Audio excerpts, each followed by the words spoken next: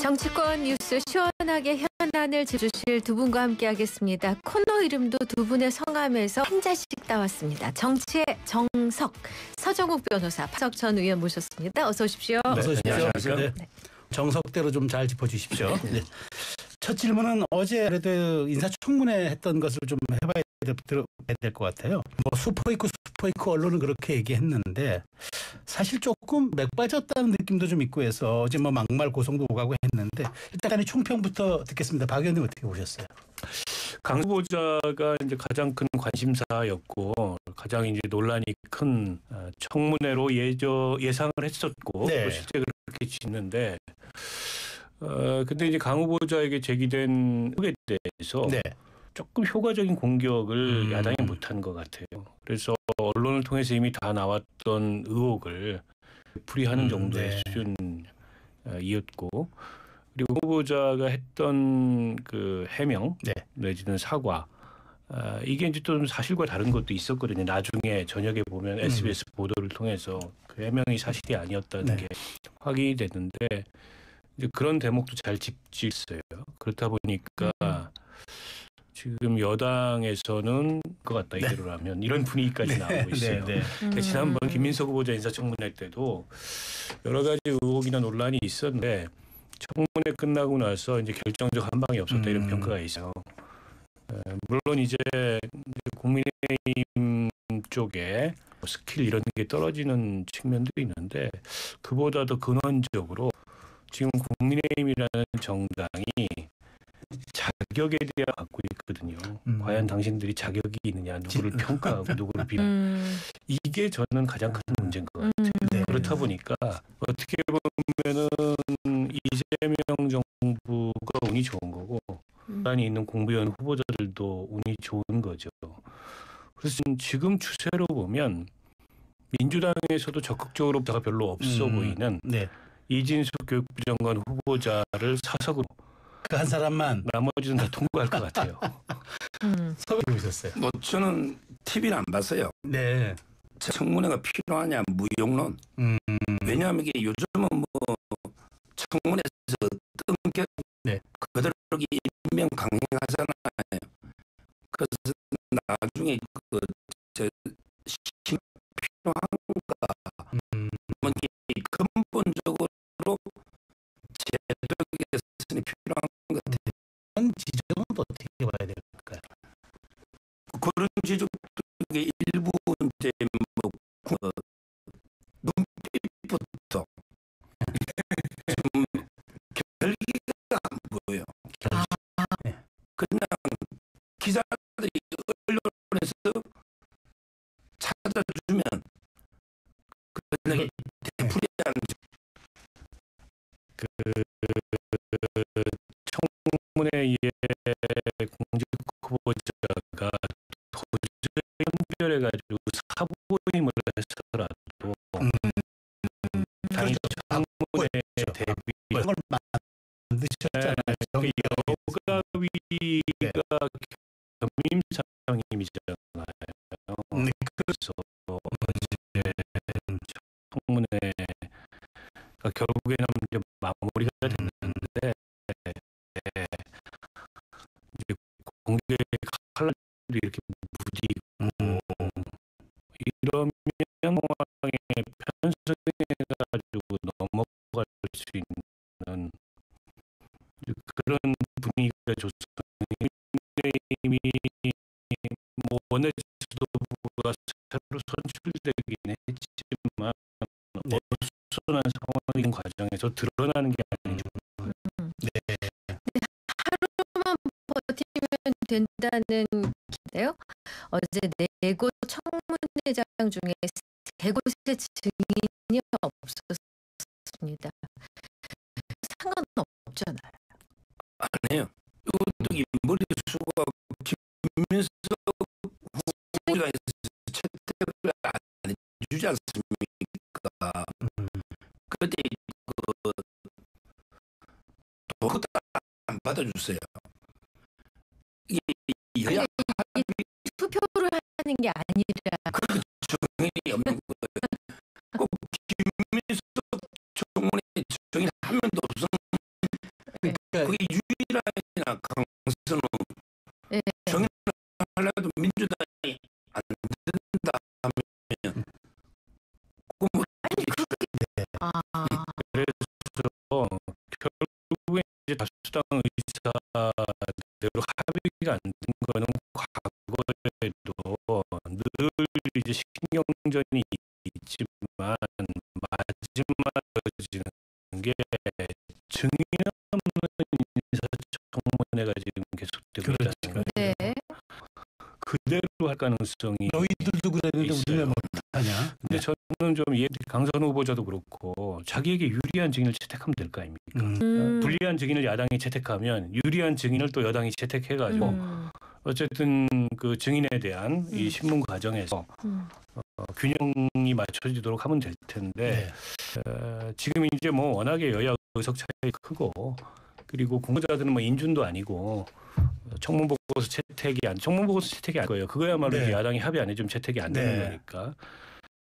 그래도 그냥 대면권을 행사할 수 있으니까 그래서 그런지 몰라도 앞서 이제 서정욱 변호사 말씀을 하셨는데 지하청문제도가 과거에도 문제가 많았지만 이렇게 되면 인사청문회가 왜 필요하냐. 그렇죠. 네. 무용론이 나올 것 같아요. 그래서 제도 개선은 좀 해야 되고 민주당에서도 제도 개선해야 된다는 얘기가 나왔어요. 그래서 비공개 이 신상 검증, 도덕성 검증을 하고 그리고 공개된 청문회장에서는 정책 검증을 하고 이런 식으로 이원화해서 청문제도를 좀 손을 봐야 될 것 같아요. 한마디만 더 여쭤볼게요. 그러니까 야당에서는 이제 낙마 대상으로 강선우, 이진숙, 조현, 권오울, 정동영 다섯 명을 정했는데 우상호 수석, 뭐 진성준 정책위의장 등 얘기를 보면은 뭐 국민 눈높이도 얘기하고 여론도 좀 보자는 건데 아까 박 의원님은 사석 카드는 이준석 하나만 쓸 거라고 했는데 그 정도로 이게 여론 문제가 될까요? 일단은 지금 그 송원석 원내대표를 비롯한 네. 국민의힘의 실력이 5명이나 낙마시킬 실력이 안 됩니다. 근데 제가 보기에는 네.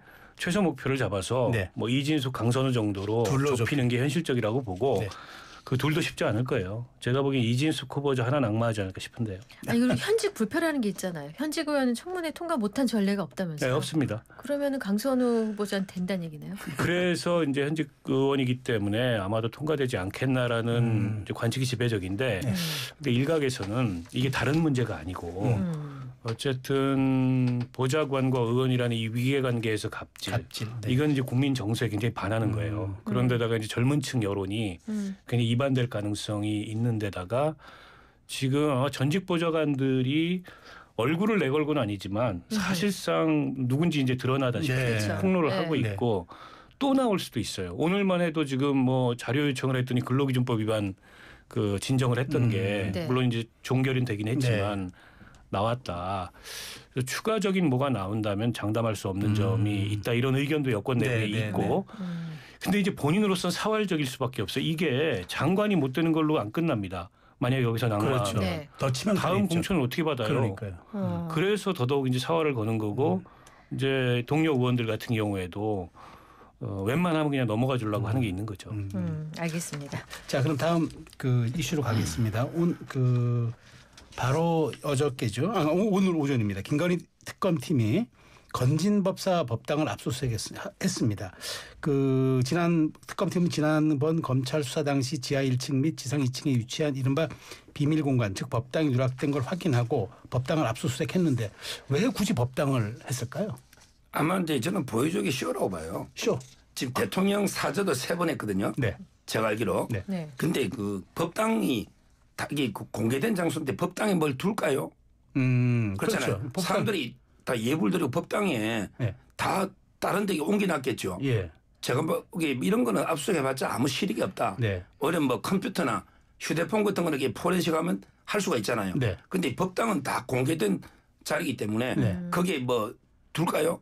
제가 보기에 실제 뭐 어떤 범죄 물품이 있어도 네. 다른 곳으로 옮겨놨을 거 아닙니까? 이거야말로 이게 저는 보여주기라고 봅니다. 그걸 왜 보여주기? 이렇게 수사 우리 열심히 하고 있고 건진 의혹 수사하고 있다. 네. 이래서 이게 터는 거예요. 네. 지금 윤 대통령 집도 3번 털고 있다니까요. 그래요. 네. 근데 이번 압수수색에는 지난 2022년 6월 지방선거 당시 이 건진법사 전 씨를 통해 공천을 청탁했다는 의혹이 제기된 박창욱 경북도의원 자택도 포함이 됐거든요. 이 전 씨가 통일교육양부 이른바 명품백과 목걸이 청탁을 받은 걸로 수사도 받고 있는데 이것 말고도 공천 청탁 의혹에 대한 수사 본격화하는 건가요? 아마 그것까지도 이제 수사 대상에 포함이 돼 있을 텐데 네. 저는 특검이 이번에 압수수색을 다시 한 게 작년 12월에 검찰이 했던 압수수색이 미흡했기 때문이 아닌가 싶어요. 미흡했다. 그때 법당 말고도 건진이 지하에 있는 비밀 공간이 있는데 당시에 검찰의 압수수색 기록을 보다가 그 공간이 있는데 압수수색을 안 하고 넘어갔다는 걸 발견했다는 거예요. 그래서 압수수색이 들어간 겁니다. 근데 보세요. 건진에 대해서 영장이 3번인가 기각이 됐어요. 구속영장이. 네. 이제 그 얘기는 도주 증거인멸의 우려가 없어서 내지는 범죄 혐의 소명이 부족해서 이 등등의 이유가 있지만 네. 애초부터 검찰이 구속영장이 이렇게 하면 안 나오도록 부실하게 영장을 청구한 거 아니냐라는 의혹도 제기가 됐고 이번에 압수수색을 이렇게 대충 한 것도 그 의혹과 저는 이 결부돼서 이게 뭔가 좀 향후에 논란이 있을 만한 대목이 있다고 보고 네. 그래서 이제 특검이 압수수색에 들어간 것 같아요. 게다가 지금 샤넬백, 뭐 목걸이 이런 거 지금 건진이 잃어버렸다고 주장하잖아요. 네. 그러니까 준 사람이 있고 그 준 사람이 누구에게 주라고 했는데 그걸 가지고 또 그 김건희 씨의 측근이 그걸 가가지고 뭐 윗돈을 얹어가지고 뭐 백 3개와 신발로 바꿔갔다라는 정황까지 있는데 물건이 없어요. 그 물건 어디 가 있는 거 아닙니까? 그 물건을 찾기 위해서는 압수수색이 불가피한데 지난번에 못 찾은 거예요. 근데 검찰이 12월 달에 그렇게 대충 압수수색 해가지고 일부 빈 곳을 만들어 놓고 이번에 이제 특검이 그걸 확인했는데 지난 몇 개월 사이에 그게 있겠습니까? 네. 타임이 어디로 빠져나가고 없지. 그래서 저는 특히 이제 김건희 특검의 수사 중에는 네. 검찰의 고의적이고 의도적인 부실 수사, 도이치모터스 주가 조작을 네네. 포함해서 이게 반드시 포함돼야 된다고 생각합니다. 근데 신발은 사이즈가 다르다면서요? 그렇고 지금 이게 그 검찰이 뭐 의도적으로 부실 수사를 했겠습니까? 네. 저는 지금 검찰이 과연 윤석열 대통령이나 김건희 여사를 봐주려고 했다 이런 생각이 안 들고요. 네. 작년 12월이에요. 그러니까요. 그때도 제가 보기에 뭐 굳이 했다면 이게 예를 들어 진짜 받았다면 네. 그 물건들을 이게 집이나 법당이나 이런 데 안 두는 거예요. 어디 뭐 제3의 은밀한 장소에? 장소에 숨겨놨겠죠. 오히려 저는요. 건진 법당이나 건진 법사가 물건이 놓으면 더 좋은 거죠. 우리 김건희 여사가 안 받았다는 증거잖아요. 그러니까 검찰이 뭐 건진을 봐주기 위해서 이건 아니라고 저는 봅니다. 네. 자 이제 그런가 하면 이제 김건희 특검팀은 삼부토건 전현직 회장과 주요 경영진에 대해서 구속영장 청구했습니다. 그리고 또 이제 양평 고속도로 노선 변경 특혜 의혹 관련해서도 어제 국토교통부에 대한 압수수색 진행했고요. 특검이 수사 속도와 범위가 이제 꽤 광범위하고 빠른데 김 여사 이제 소환도 초일께 들어갔다 이렇게 나오는데 보도를 보니까 최지우 변호사 외에 2명을 또 보강했다고 하더라고요. 지금 그러면 이제 김 여사가 본인이 판단해서 변호사들도 보강하고 지금 그렇게 하고 있는 겁니까? 예, 그렇습니다. 네. 아마 이제 변호사는 이제 그 최명성 변호사가 원래 이제 그 청와대에서 대통령실에서 비서관 이분이 옛날 박근혜 대통령부터 다 맡아 있는 그분하고요. 네. 그다음에 여성 변호사 유정화 네. 이렇게 3명으로 이제 그 김건희 여사 변호인을 꾸렸고 네. 아마 이제 추가 선임할 이유는 없다. 네. 3명이 충분하다. 충분하다. 왜냐하면 이게 16개 중에 거리가 될 게 거의 없다. 네. 별 방할 만한 게 없다는 거죠. 이 삼부토건도 이게 저는 별건으로 봅니다. 김건희 여사 특검이잖아요. 네. 그런데 왜 삼부토건에 관계도 없는 다른 사람들이 이거는 일반 검찰이나 해야지 특검 김건희 특검이 삼부토건의 경영진을 구속한다? 이건 저는 안 맞다 봅니다. 김건희 여사하고 무관한 사건이잖아요. 네. 지금 김건희 여사는 소환도 못하고 있는데 네. 왜 이게 저는 관할권이 있는가 이런 데 의문이 들고요. 네. 뭐 양평은 지금 현재 뭐 군숙 출신의 그 김성교 의원도 출금하고 네. 원희룡 장관까지 출국 금지했는데 네. 제가 알아보니까 양평에 예. 김건희 여사 일가 땅이 군데군데 많아요. 뭐 이렇게 옛날 노선에도 많고 지금 노선도 있고 이거는 아무 관계 없는 진짜 이거는 이게 양평 군민이 원해서 노선이 아니 원래 있었거든요. 따라서 이 둘 다 김건희 여사 전혀 무관하다 봅니다. 그런 측면에서 3명 세명 충분하다고 판단했다. 그 3명이 다 또 대통령 변호하고 같이 합니다. 아 그렇군요. 3명으로 충분할지 모르겠네요. 사건이 16개인데 예. 앞으로 이제 사건 진행되면서 아마 더 보강을 할 수도 있겠죠. 지금으로서야 이제 3명을 선임하겠지만은. 근데 저는 지금 김건희 특검의 수사 범위가 현재 그 16가지 의혹 이상으로 늘어날 수도 있다고 생각해요. 이게 이제 인지수사 조항이 있기 때문에 그러니까 새롭게 의혹이 드러난 거 할 수 있다. 하다 보면 이제 의혹이 드러나는 것도 있고 지금 제보도 굉장히 많이 들어온대요. 이런저런. 네. 워낙에 이제 김건희 씨가 국정 전반에 다양한 방식으로 영향력을 행사하는데 그 과정에서 어떻게 보면 좀 불법적이거나 위법적인 요소들이 있는 것들도 있고 또 누구보다 그거를 일선 행정조직이나 이런 데서도 많이 알지 않겠어요. 네. 그런데다가 윤 전 대통령 측근들이 입을 열기 시작했습니다. 어떻게 될지 몰라요. 그래서 지금 이제 뭐 전혀 관련이 없다 이런 건 이제 서정욱 변호사의 주장이고 삼부토건이 주가 조작 사건의 발단도 멋쟁이 해병 그 카톡방에서 시작이 된 겁니다. 근데 거기서 삼부 체크하고를 얘기했던 사람이 이종호 씨잖아요. 네. 블랙 인베스트먼트. 그러니까 이분은 이제 김건희 도이치모터 주가 조작에 함께 엮여 있는 사람이고 또 임성근 구형 로비를 김건희를 통해서 했다라고 지금 지목되는 사람이기 네, 때문에 심상치 않은 거고 거기서 이제 전후좌우 상황을 살펴보니까는 우크라이나 재건주로 능력도 없고 의사도 없는데 삼부가 주가 띄우기를 해서 주가 조작을 한 게 확인이 돼서 수사가 확대되고 있는 거에서 관련이 있는지 없는지 더 확인을 해봐야 될 것 같고요. 아무튼 저는 김건희 씨 소환이 임박했는데 윤석열 전 대통령 소환 당시보다 아마 김건희 씨 소환을 하게 되면 기자가 한 2배쯤 가지 않을까 예상합니다. 더 관심일 것이다. 네. 실제 아니, 국정의 실질적 중심이 김건희였기 때문에 그래요. 실제 박 의원님 말씀하신 대로 학위 의혹 등도 지금 인지 수사로 확대하고 있는 상황인데, 근데 여기에 새로운 또 이제 이슈가 불거진 게 바로 일명 집사 게이트입니다. 지금 집사 게이트 관련해서 이제 김예성 씨라 그러더라고요. 출국한 분이.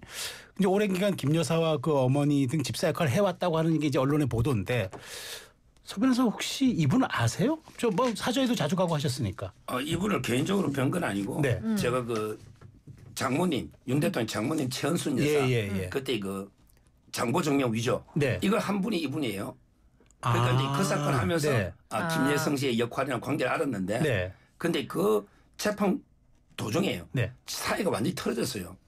지금은 이제 그 김건희 여사하고 전혀 뭐 친부이나 오히려 그 가족들하고도 상당히 멀어진 사이입니다. 지금 베트남 가 있다면서요? 예. 네. 그래서 아마 본인이 도로가 조사 받겠다고 하잖아요. 네, 그런 얘기 그래서 있더라고요.